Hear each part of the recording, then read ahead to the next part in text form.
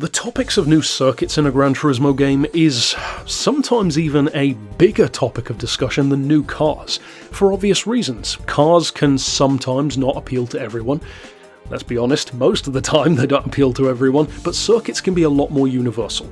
The amount of people and the amount of enjoyment that said people can get out of a track can really be, off the scale. If you see a track that you absolutely love either come back to the series or make its debut, it can be a huge deal.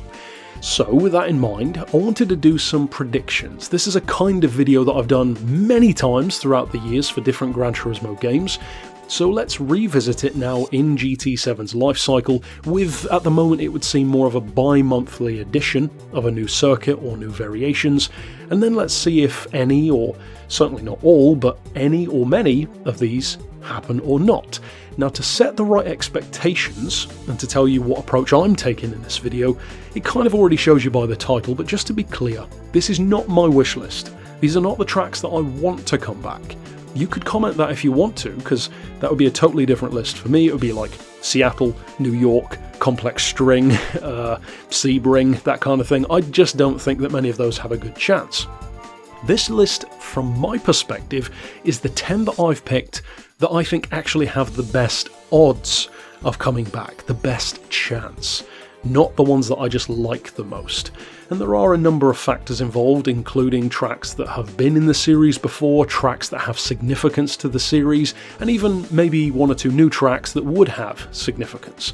And also, about 8 of these are my picks, and 2 of the ones that I've thrown in are actually my girlfriend's picks. So she can take responsibility for those, even though one of them I do agree with, one of them not so much. It was just a personal pick of hers. So to kick it off, first of all, this one I think has a pretty strong chance.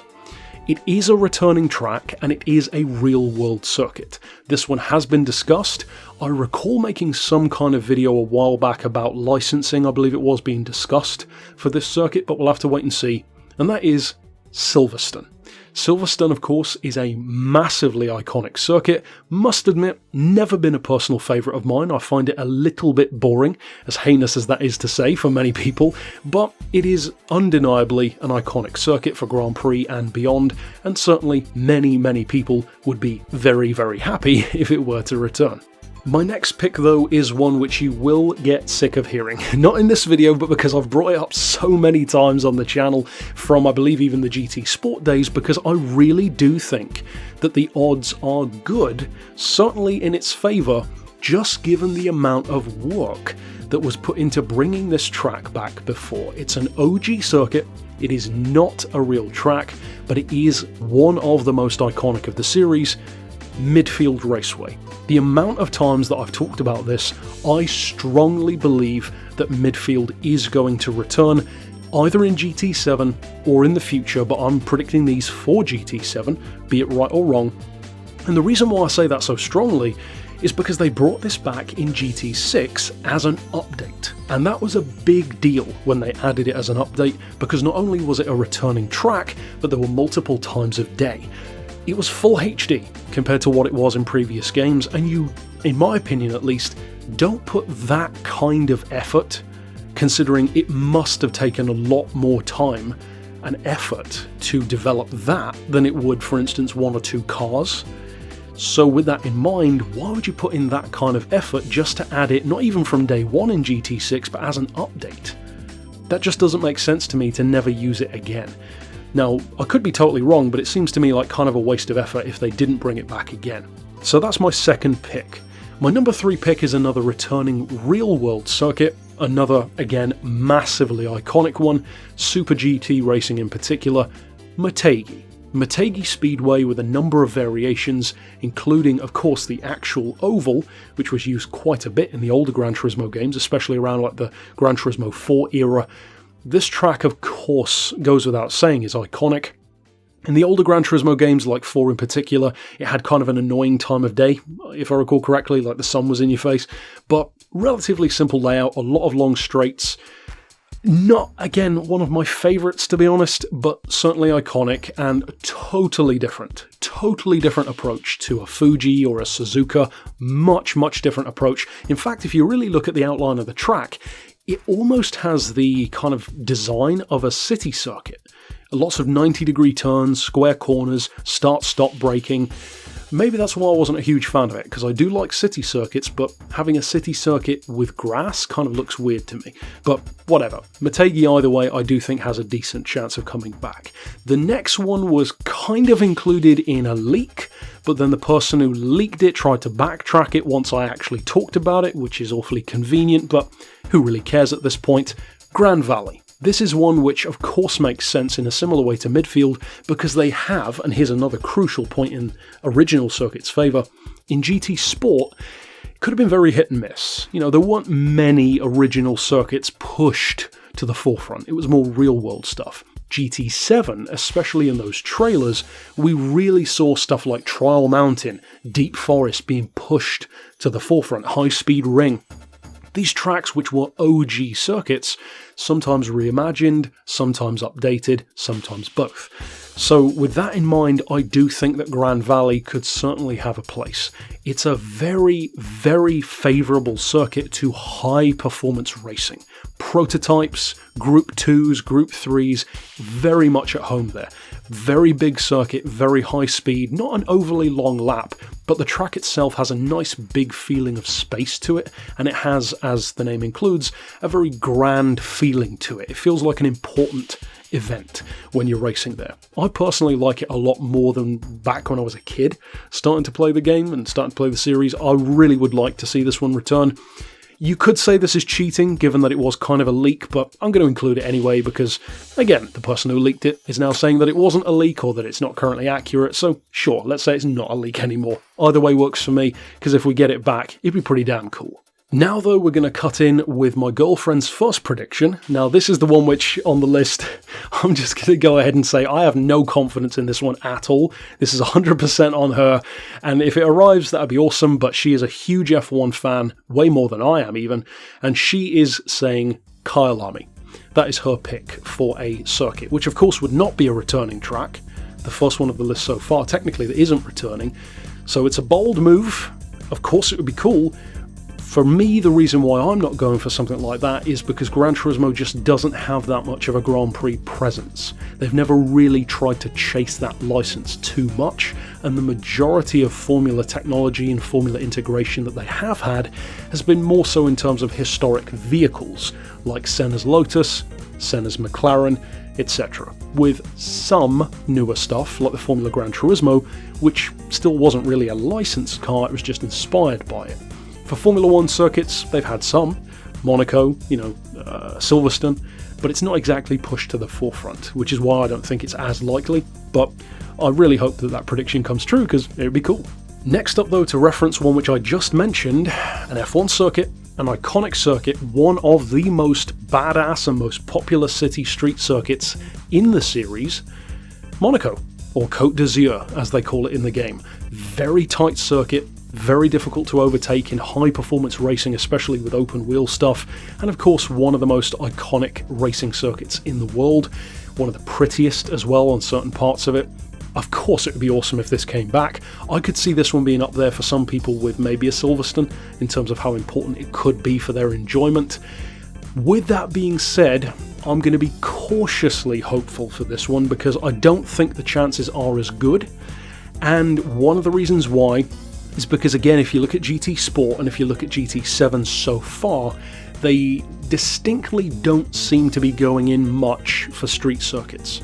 I don't know why, because that is kind of strange, because street circuits have always been a very big part of Gran Turismo with the special stages, Seattle, New York, some really, really good ones, but they've kind of moved away from that, and I'm not entirely sure why, which is kind of a shame because some of those were really good, and now it seems that the only real street circuits that they're pushing are just the Tokyo stuff, which is fine, but to me they get a little bit boring. Those circuits, they're kind of samey, a bit repetitive, and Monaco is just a totally different kind of street vibe. Next up though, I'm going with another pick from my girl.